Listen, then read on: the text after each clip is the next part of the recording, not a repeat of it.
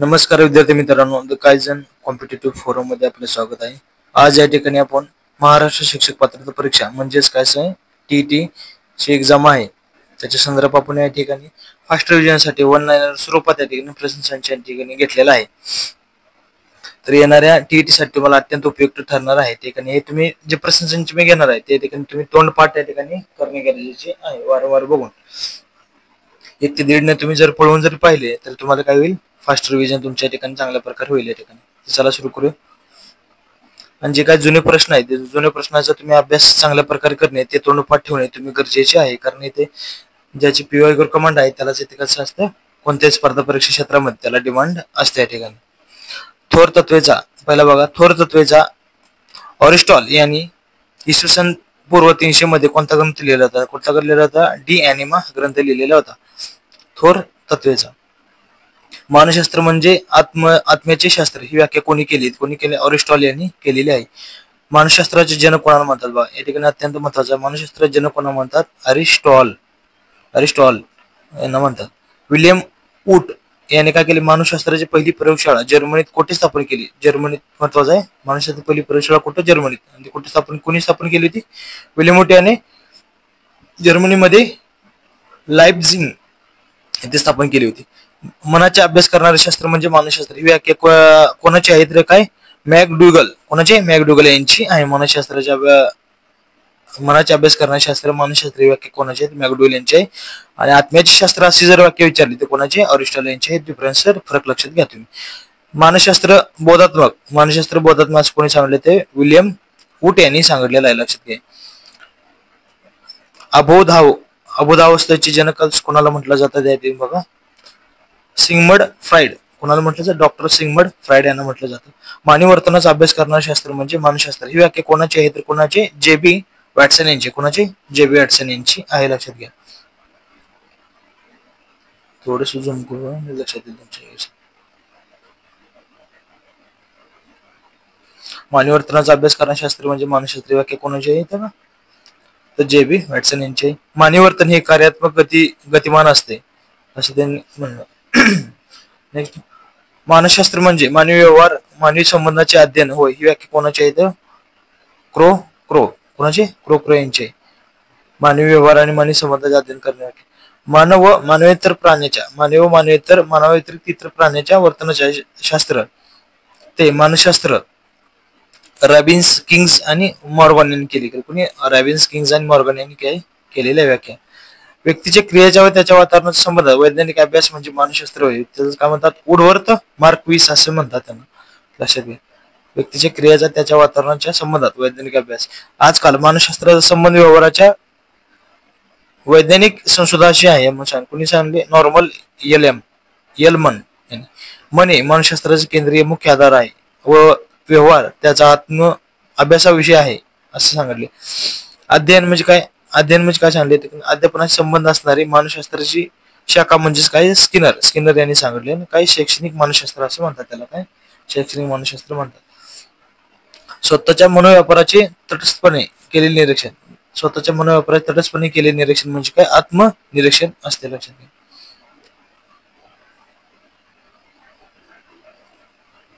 पुढे बघायचं, आत्मपरीक्षणामुळे आत्मदोष सुधारता येतात असे काय त्यांनी वेगवेगळे काही इथे सांगलेले आहे त्यांनी.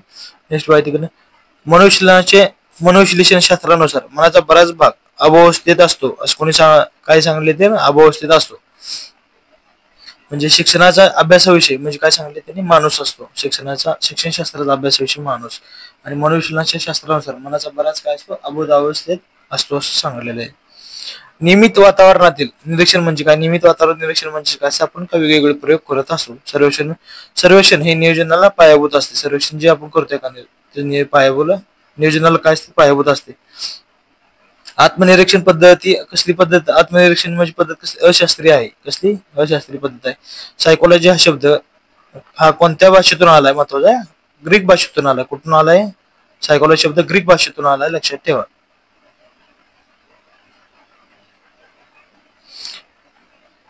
व्यक्तीच्या वर्तनाचा सखोल अभ्यास कोणत्या पद्धतीने केला जातो? वर्तनाचा सखोल अभ्यास कोणत्या पद्धतीने मिळतो? म्हणून काय? जीवन वर्तन त्या पद्धतीने काही ठिकाणी मिळतो. लक्षात घ्या.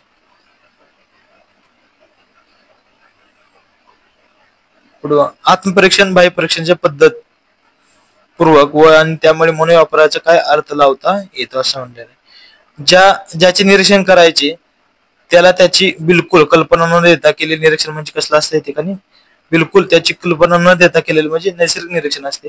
नैसर्गिक नैसर्गिक पद्धतीत व्यक्तीच्या प्राण्याच्या वर्तनाचे केलेले निरीक्षण म्हणजे काय असते, म्हणजे बाह्य निरीक्षण असते. निरीक्षकाला आपला पूर्वग्रह दूर ठेवावा लागतो त्या ठिकाणी. नेक्स्ट माहिती, मानसशास्त्रातील सर्वात शास्त्रीय पद्धत म्हणजे कुठली, प्रायोगिक पद्धत आहे ठिकाणी. चुकीचे निरीक्षण म्हणजेच काय असते ठिकाणी, अपनिरीक्षण असते. चारही बाजूने केलेली पाहणी म्हणजे काय असते, सर्वेक्षण असते.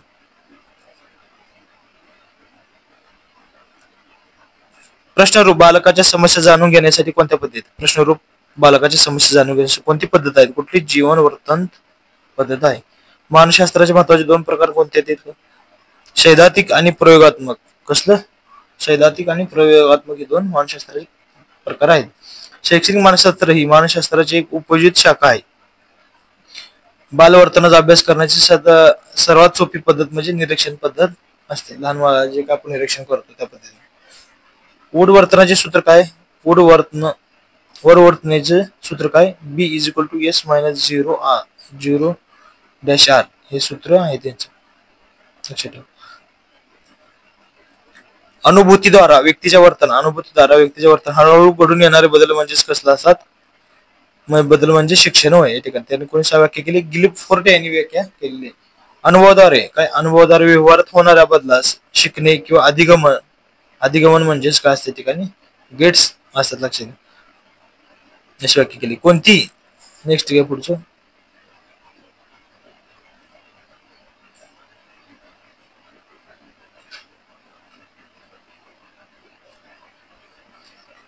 कोणतीही अशी क्रिया जी व्यक्तीच्या विकासात सहाय्यभूत होते, त्याच्या वर्तमान व्यवसाय अनुभवात भिन्नता निर्माण करते, तिलाच शिक्षण असे म्हणतात. असे कोणी म्हणलेलं आहे, वुडवर्थ यांनी म्हटलेलं आहे. काय, कोणती अशी क्रिया जी व्यक्तीच्या विकासात सहाय्यभूत होते, वर्तमान व्यवसाय अनुभवात भिन्नता निर्माण होते, तिला शिक्षण असे म्हणतात. तिला कोण म्हणतात, वुडवर्थ यांनी केलेली.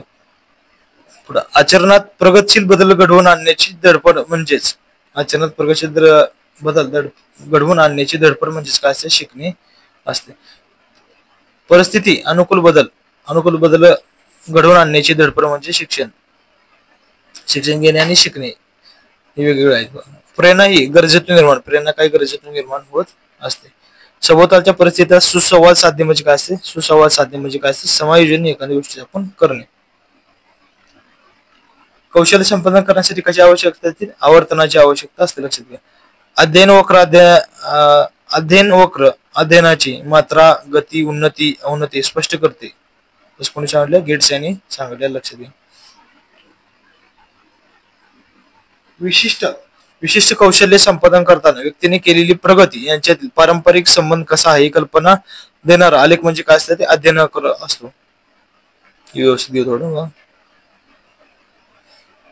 अध्ययन वक्र अध्ययनाची मात्रा, गती, उन्नती अवनती स्पष्ट करते म्हणजे कोणी सांगितलेले, गेट्स यांनी सांगितलेलं आहे, लक्षात घ्या.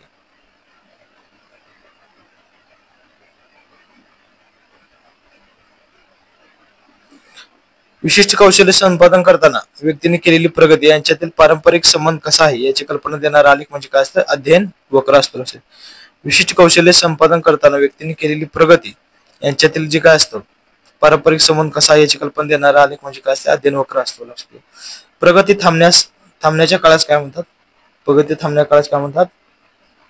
पटरावस्था असं म्हणतात. काय, पटरावस्था असे म्हणतात. बालकाच्या अध्ययनाचे मोजमाप करण्यासाठी कशा उपयोग होतो, मोजमाप करण्यासाठी अध्ययन वक्र याचा वापर होतो. कोणत्याही प्रकारचे विषयाचे ज्ञान देताना त्याचा सराव शिक्षकाने करून घेतला पाहिजे. नंतर प्रलोभामुळे कृतीला काय चालना मिळते. अभिसंधानात द्वीपक महत्वाचा मानला जातो. क्षेत्रीय उत्पत्तीचे जनक कोणाला म्हणतात, कुर्ट लेविन यांना म्हणतात, लक्षात ठेवा. क्षेत्रीय उत्पत्तीचे जनक कोणाला म्हणतात, कुर्ट लेविन यांना म्हणतात. नेक्स्ट पाहिजे ज्ञानेंद्रियाची प्रथम संवेदना झाल्याशिवाय अवबोध कळणे कठीण जाते असं कोणी सांगितले. अवबोध कळणे कठीण जाते म्हणजे. नंतर प्रभुत्व संपादन उत्पत्तीचा उद्गाता कोणाला म्हणतात ते बघा. डॉक्टर ब्लूम यांना म्हणतात. काय म्हणतात? डॉक्टर ब्लूम यांना म्हणतात प्रभुत्व संपत्ती उत्पत्तीचा उद्गाता. स्किनर याने कोणावर प्रयोग केला? स्किनर याने कोणावर केला? कबुतरावर प्रयोग केला. कोणावर? कबुतरावर प्रयोग केला. अत्यंत महत्वाचं लक्षात ठेवा. संवेदना आणि अर्थ. संवेदना प्लस अर्थ म्हणजे अवबोध असतात. त्याला अवबोध असतात लक्षात ठेवा. कोणत्याही अध्ययन पद्धतीत बुद्धिमत्तेचा अधिक वापर केला जातो. काय बुद्धिमत्तेचा वापर म्हटलं लक्षात ठेवायला पाहिजे तुम्ही मर्मदृष्टी असते लक्षात. मेमरी थोडक्यात बुद्धिमत्तेचा म्हणजे मेमरी आहे लक्षात ठेवायचं. ज्ञानाची संपर्कता दाखवून देणारी उत्पत्ती कोणी मांडली? ज्ञानाची काय संपर्कता दाखवून देणारी उत्पत्ती कोणी मांडली? कोणी? ब्रुनर यांनी मांडली होती.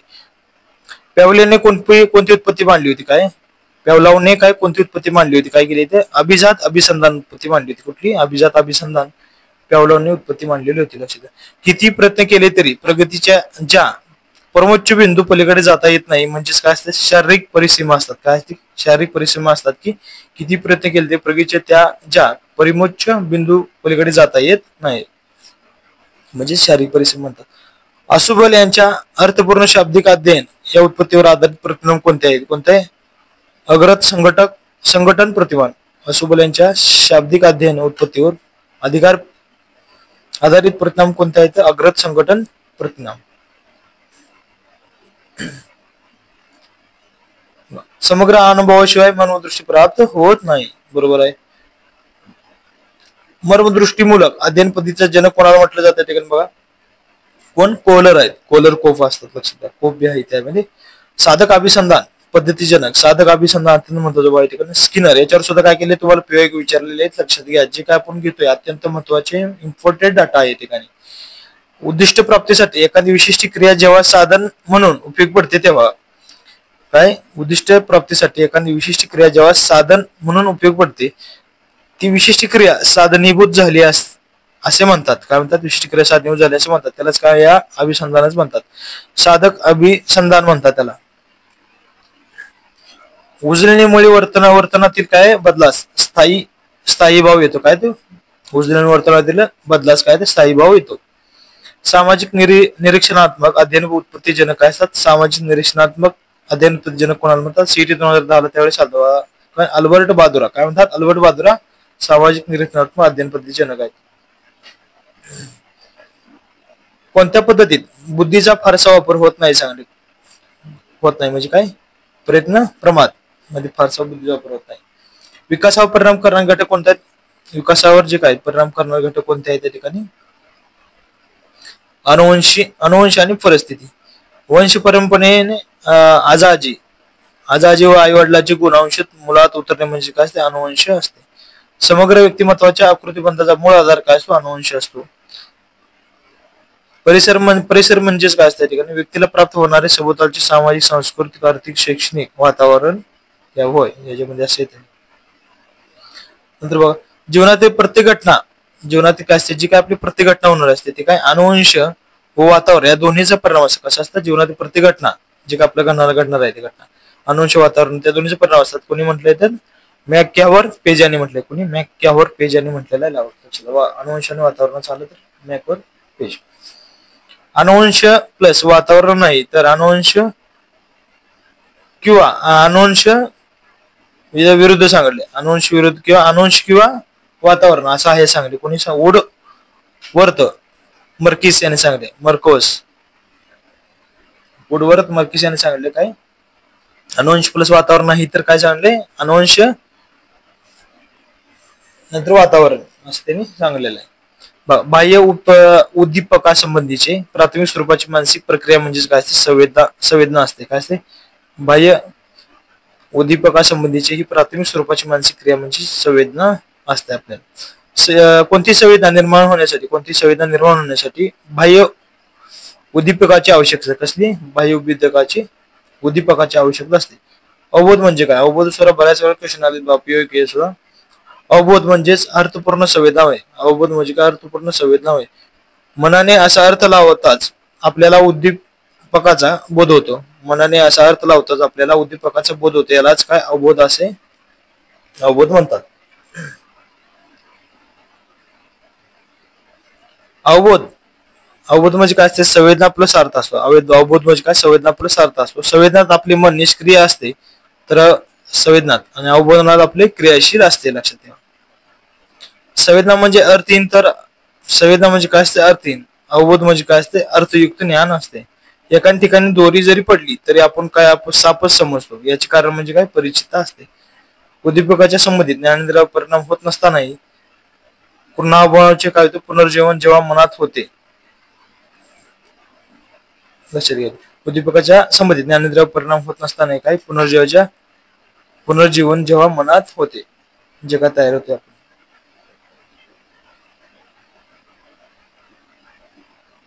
त्याला काय म्हणतात, ठिकाणी प्रतिनाम असं म्हणतात. काय होतात, जेव्हा आपल्या मनामध्ये काय ज्ञानेंद्रिय परिणाम होणारे जे काय पुनर्जीवन असतात, त्यालाच काय म्हणतात, ठिकाणी प्रतिमा म्हणतात. लक्षात.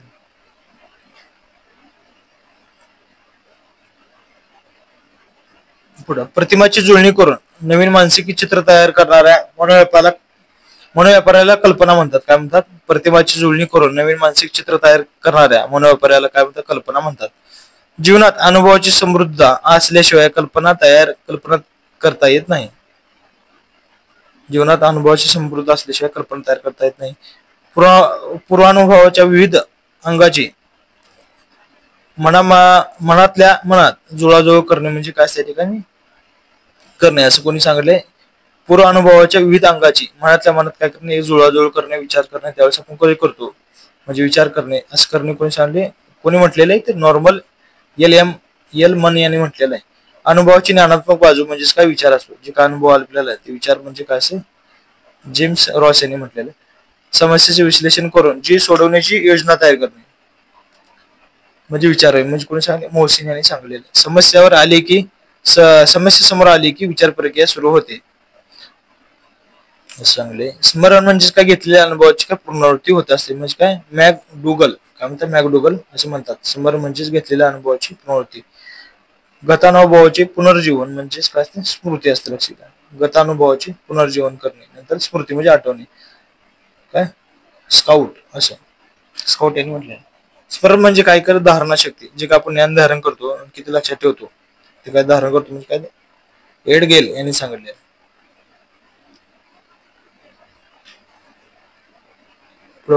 ज्या गोष्टी आधी शिकल्या त्याची आठवण ठेवणे म्हणजे काय, उडवर्ते यांनी सांगितलेलं आहे. लक्षात. पुनरावलोकनाच्या बोध व्यवस्थेच्या पातळीवर आणणे म्हणजे काय, मॅकडुगल यांनी सांगितलेलं आहे. स्मरणाच्या 4 अवस्था असतात आहेत. त्याने काही ग्रहण करणे, धारणा करणे, प्रत्यावहन करणे आणि प्रत्याभिज्ञान. ग्रहण करणे, धारणा, प्रत्यावहन आणि प्रत्याभिज्ञान. धारणा ही सहज जन्मत असल्याने किती चांगले संस्कार केले तरी तिच्यात वाढ होऊ शकत नाही. कोणी सांगितले, जेम्स रॉस यांनी सांगितले. शिकलेल्या गोष्टी आठवण ठेवणे, तिचे पुन्हा स्मरण करण्याची विफलता म्हणजेच काय असते, ठिकाणी विस्मरण असते. लक्षात घ्या. आपण विस्मरणची सक्रिय विस्मृती, निष्क्रिय विस्मृती असे 2 प्रकार असतात. स्मरण करण्याची एक शर्त आहे की ते आपण विस्मरण केले पाहिजे. कोणी सांगले, रिबर्ट यांनी सांगितले. रिबर्ट.